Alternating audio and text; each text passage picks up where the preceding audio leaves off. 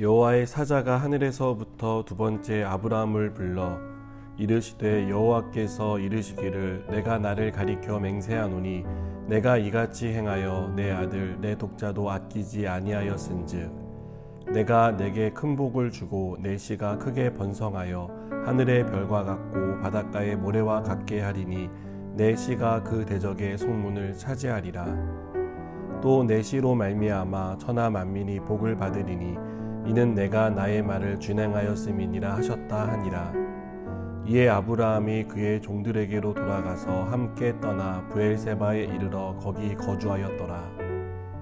이 일 후에 어떤 사람이 아브라함에게 알리어 이르기를 빌가가 당신의 형제 나홀에게 자녀를 낳았다 하였더라. 그의 맏아들은 우스요 우스의 형제는 부스와 아람의 아버지 그무엘과 게셋과 하소와 빌다스와 이들랍과 부두엘이라.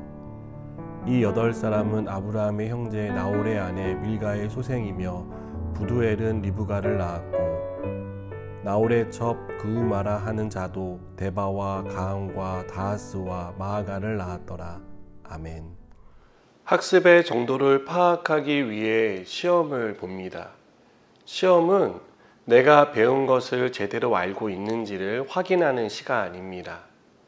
하지만 우리는 시험 때문에 시험에 듭니다. 아브라함은 믿음의 조상으로 태어나지 않았습니다. 이것은 아브라함이 태어날 때부터 믿음이 좋은 사람 혹은 믿음이 성장할 수밖에 없는 좋은 유전자를 가지고 태어난 것이 아니라는 것을 의미합니다. 우리가 앞서 살펴보았던 것처럼 아브라함은 믿음의 시련을 겪었습니다. 2번이나 아내를 뺏기는 수모를 겪었고 자녀를 얻지 못해 사라의 여종 하갈을 통해 이스마엘을 얻기도 했습니다. 이 모든 과정을 겪고 이삭을 얻었기에 아브라함은 이삭을 번제로 드리라는 하나님의 말씀에 순종할 수 있었습니다. 아브라함은 수많은 믿음의 시험을 통해 시험에 들지 않고 하나님의 명령에 순종할 수 있었던 것입니다. 그리고 드디어 아브라함은 하나님께 믿음을 인정받았습니다. 우리가 겪는 믿음의 시련은 우리를 시험에 들게 하려는 게 아닙니다.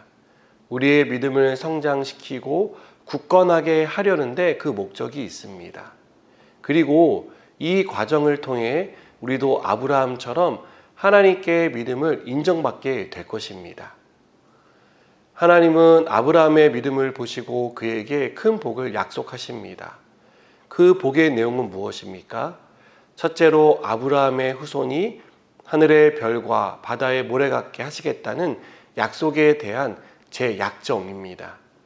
아브라함은 하나밖에 없는 아들이라고 생각했지만 하나님은 그 하나를 통해 열을 이루고 열을 통해 수백, 수천, 수만의 후손을 이루시겠다라고 말씀합니다. 둘째로 아브라함의 후손을 통해 온 세상이 복을 받을 것이라는 약속입니다. 이것은 아브라함을 복의 근원으로 삼으시고 아브라함의 후손들을 복의 통로로 사용하시겠다는 말씀입니다. 여러분, 왜 하나님이 아브라함에게 이런 복을 주셨습니까? 아브라함이 하나님의 말씀을 준행했기 때문입니다. 아브라함이 하나님의 말씀을 준행했다는 것은 하나님의 말씀에 순종했다는 것을 가리킵니다. 그리고 이 순종은 하나님을 인생의 최우선 순위에 두지 않으면 할 수 없는 순종이었습니다. 하나님이 전부라는 믿음이 없었다면 아브라함은 어렵게 얻은 아들 이삭을 바치지 못했을 것입니다. 우리가 하나님의 말씀을 준행하려고 할 때 마음의 갈등이 일어나는 것을 봅니다. 갈등이 일어나는 이유는 하나님이 우리 인생의 최우선 순위에 없기 때문입니다. 하나님을 내 삶의 전부라고 여기지 않을 때 우리는 아끼고 살아가는 것을 포기하는 걸 망설이게 됩니다. 하나님은 우리의 기쁨과 즐거움을 빼앗고 괴로움과 근심 가운데 살게 하려고 아끼고 사랑하는 것을 요구하시는 것이 아닙니다. 우리의 믿음을 보시기 위해 요구하시는 것입니다. 그리고 나아가 우리를 믿음의 사람으로 세우기 위해 요구하시는 것입니다. 우리를 복의 근원, 복의 통로로 사용하고 싶으셔서 우리에게 믿음을 요구하시는 것입니다. 여러분, 아브라함이 하나님 앞에 믿음을 보였을 때 하나님은 그에게 큰 복을 약속하셨습니다. 그리고 마침 이 일이 있은 후에 아브라함은 형제인 나홀이 자녀를 얻었다는 소식을 듣게 됩니다. 이 소식은 형제에게 일어난 단순한 기쁨이 아니었습니다. 아브라함은 알지 못했고 상상조차 하지 못했지만 하나님은 이미 아브라함에게 주실 복을 준비하고 계시다는 것을 보여주는 사건이었습니다.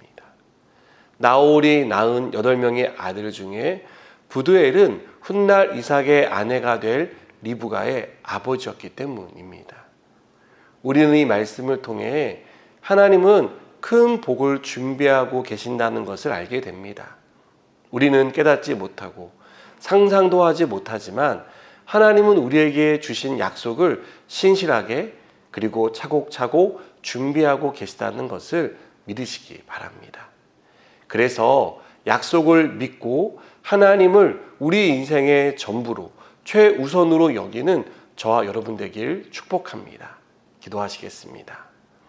하나님, 약속하신 것을 이루어 가시는 것을 봅니다. 우리에게 큰 복을 준비하셨고 우리가 그 복을 받기를 원하시는 하나님의 마음을 깨닫습니다. 이제부터 우리가 말씀에 순종하게 하시고 하나님을 우리의 전부로 여기며 살아가게 하여 주시옵소서. 예수님의 이름으로 기도드립니다. 아멘.